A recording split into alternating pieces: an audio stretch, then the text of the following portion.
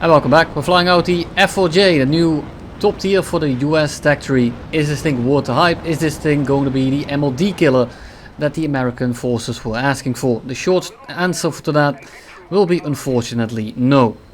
The frame of this thing is at the moment almost identical to the F-4E. Engines are a little bit tuned, but other than that the flight performance is the same as the F-4E. Not sure if that's accurate or not, I don't care about real life, but that's how it is right now. You lose the Vulcan and instead you get an outside pod with the Colt gun. Not a big fan of that one. You get the AIM-9Gs instead of the AIM-9Js, and you get the AIM-7F instead of the AIM-7E2. We will get into the gameplay very soon here, but first I want to talk about the plane a little bit and if I think it's worth the trade-off. Against the F-4E I think it's a little bit more of a preference, because the F-4E is just a completely different plane. It fits another role than this thing. This thing is more of a long-range support plane. The problem is the AIM-7Fs, in my honest opinion, are a little bit gimmicky. They burn longer, yes sure, but you sacrifice everything for that. They're very easy to spot because the motor burns very long, so you have that red circle or the red diamond on your screen for a very long time. It turns less. It's less agile altogether because it's heavier. It accelerates worse because it's heavier, and the top speed is also worse because the acceleration isn't there and the sustainer motor isn't nearly as powerful as the launch motor. So all in all, this makes it so that it kind of falls into the same category as the AIM-9G. So in that respect, they fit very nicely together. They're both more for long range and they're kind of there to support from a distance. The problem is the radar doesn't feel nearly as good as the radar on the EJ Kai, and the EJ Kai will be a plane I much rather fly. You get the AIM-7E2s, which you get on this thing as well, and of course I'm using the AIM-7Fs here so you can see how they work, you see how they are. I can fly them with the AIM-7E2s, but that would kind of defeat the purpose of this video, and the reason that missile hits him is because he's simply flying straight. They are very easy to dodge, especially considering you can basically always see them, because well, the motor burns for so damn long, and once the motor goes out they don't actually go that far anymore. It's not like the AIM-7E2, and that's because it's not as fast, so the range that it's unspotted is not that high. And the other problem is in War Thunder the engagement distances are pretty small. So we cut to Vietnam here, because well, this is a big map and this is why this thing would be much better at. The thing is, people will still very easily see you, and I think this is more of a simulator plane. Without the spotting of that missile, it will be a lot better. But the fact that I can look around on my RWR, I see that I get locked, I see a missile coming in from 15 kilometers away, and it will stay lit up, and I will see exactly when the motor goes out, I see exactly in what direction it's turning, and it's very easy to dodge because of that. So everything together, I think that you're much better off either getting the EJ Kai if you are able to, or the FGR, because it just has the better acceleration. This thing is not meant to be a turn fighter, and you definitely notice it. You are not fast enough to outrun stuff like the Viggen, the Kafir, and God forbid you get an MLD on your 6. Overall, not a bad plane, but it's just another Phantom, and we all know how these things fly. I am at least getting very sick of these things, and I'm looking forward to a different kind of plane. Not sure, other than stuff like the F-14s and stuff, what is in store for us in the long run, but for now we are flying the F-4J, and I will be commentating on what I am doing. Got my 6 here, my random squad mate, Rozzy or whatever, I'm just gonna call him Rozzy. Mark someone on my left, I'm just gonna keep flying straight. MiG-27 decides to go for me, and that's an easy kill for him. And for these kind of kills, I probably can just use my gun.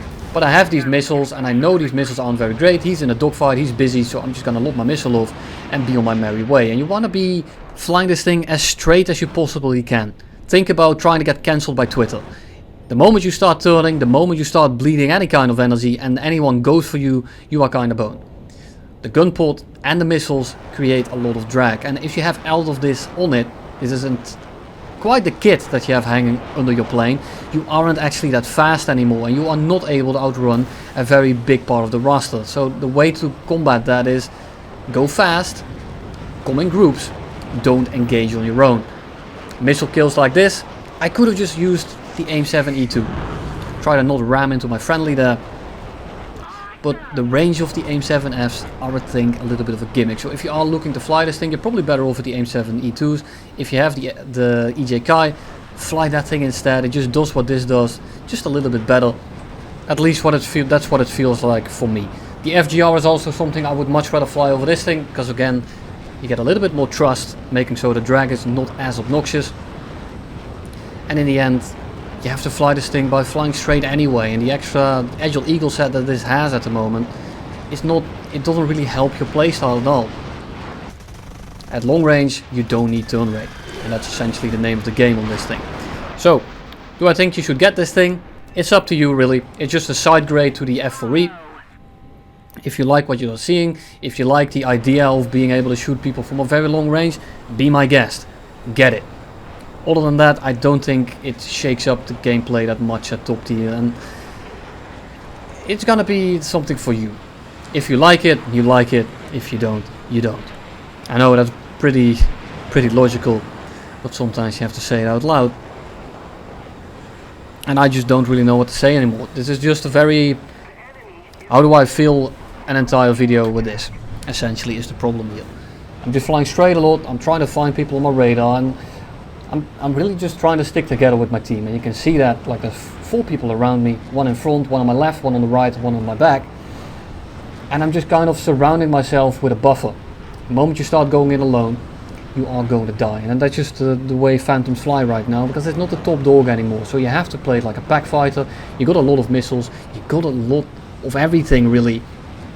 So you need to be able to use it. The only thing you don't really have is, well, performance. So this thing is kind of the polar opposite to the Kafir that I uploaded a few hours ago. But here we go. Long range, aim 7 F-kill. Or shot rather.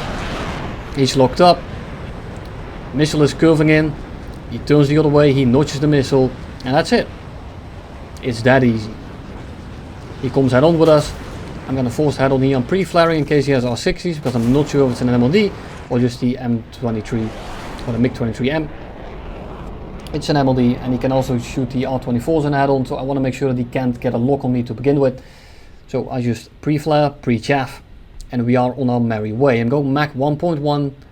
He is not keeping up with this, and I'm just gonna leave him in the dust for a little bit.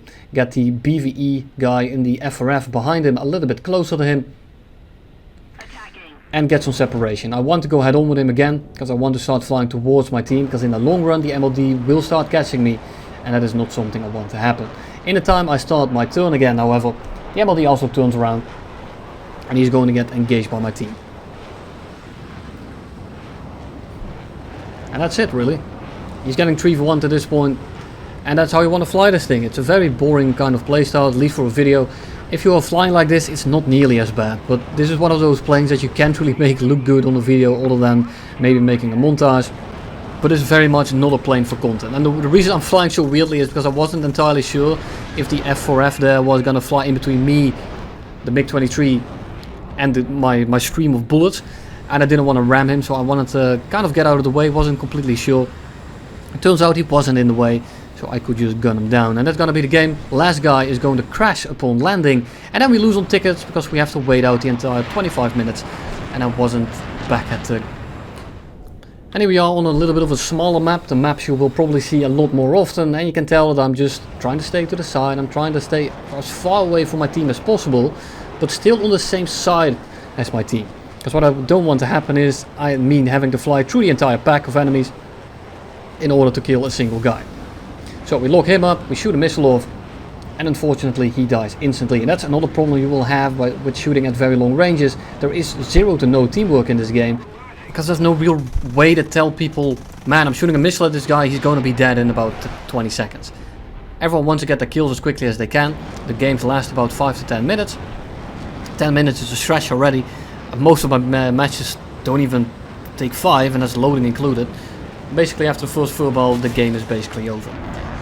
And that's just the sad reality of it really, and I'm just flying through the entire enemy team now. I'm trying to help this F-4J on the other side of the map. I see the missile coming in on the F-4E on top there, but like I can start typing that there's a missile coming in, but by the time my chat message reaches him, by the time I'm finished with typing it, then well, the missile is probably already right up in his ass. Missile the F1 in the head-on, very little he can do there. And I'm gonna be starting some banter here with the 100 guys. No hard feelings, I have nothing against you guys at all. Yes, I'm a little bit of a shitter, and you got devastated 2.0. And again, we just got a kill and we're flying away now and we're trying to reset the engagement. And of course I need to shit talk a little bit, but of course it's all in good fun. Nothing against you guys yet again, and I hope you didn't take it the wrong way. It looked like my intentions weren't completely clear.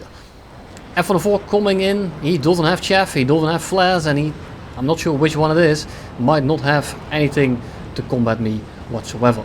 I lose the lock, which is a problem, so I try to regain my lock very quickly. I switch off the pulse Doppler, because he's a little bit higher altitude. I can lock him up again with my normal gun, dodge the head-on with the MiG-27, and the missile finds its target. Then we fly straight, like you do in this thing, and we have to 2v1 a MiG-21 bis, and it's simply just running away, forcing a head-on, because he turns in time. And that's gonna go on for about 6 minutes, and then we both run out of fuel, we both land, and he leaves. Not very interesting, so I'm gonna be cutting it into the next game, which is going to be the last one as well. We look up the MiG-21 here in the head-on, we shoot an AIM-7F, and if this was an AIM-7E2, might have hit him right there. Unfortunately for us, it's not an AIM-7E2 right there. And the reason I'm using this clip here is because everyone is converging on my position here, and I need to dodge this guy. He's kind of far away, he doesn't have lead here, so I'm not going to be rolling around. I'm trying to keep my energy, and I'm going to be diving out. I'm going to be going as straight as we possibly can. I'm pre-flaring a little bit, managed to get a crit in on the MiG-21, dodge the missile.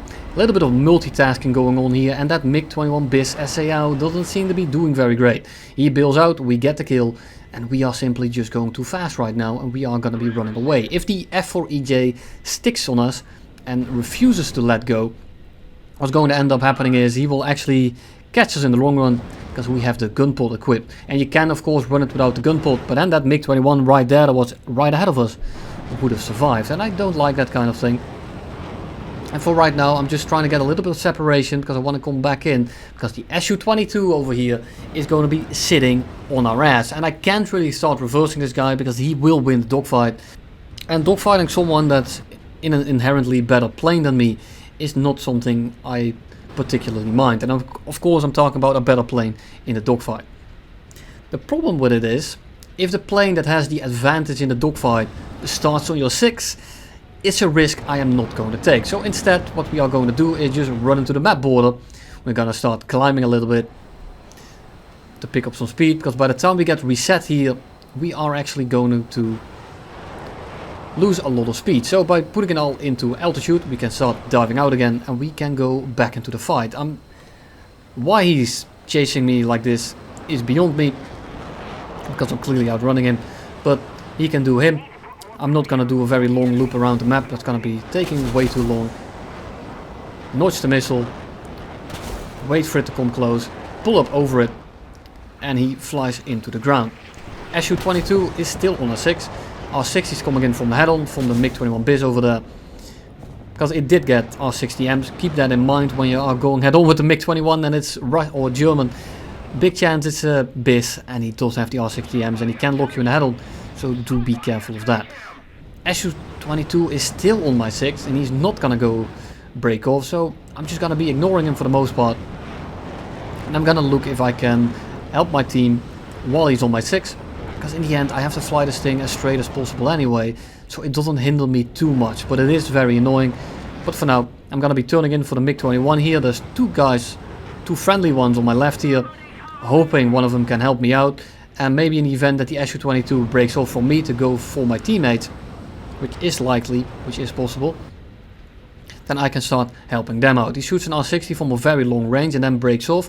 Pretty smart idea, because then I can turn in instantly and have to wait for him to actually, or for the missile to run out.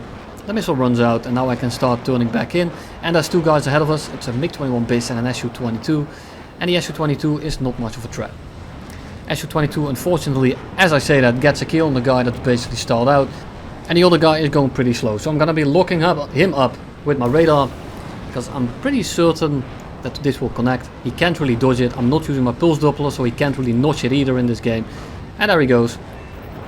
Bigger chance he doesn't have chaff than him not having flares. Then we go for the Su-22 and I can start catching him now finally, because I'm on his 6. And the AIM-9Gs have some stupendous range, so we are gonna be locking him up here. 2.5 kilometers, 2.4 is the launch. He is going into it a little bit, but that missile is easily going to reach that. and down he goes.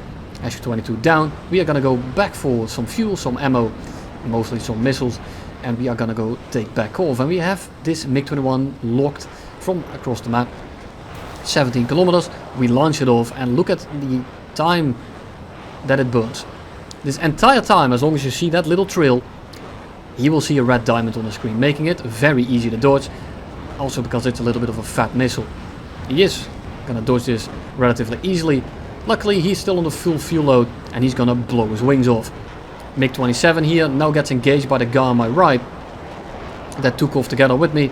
He's gonna eat the missile and that's essentially going to be game.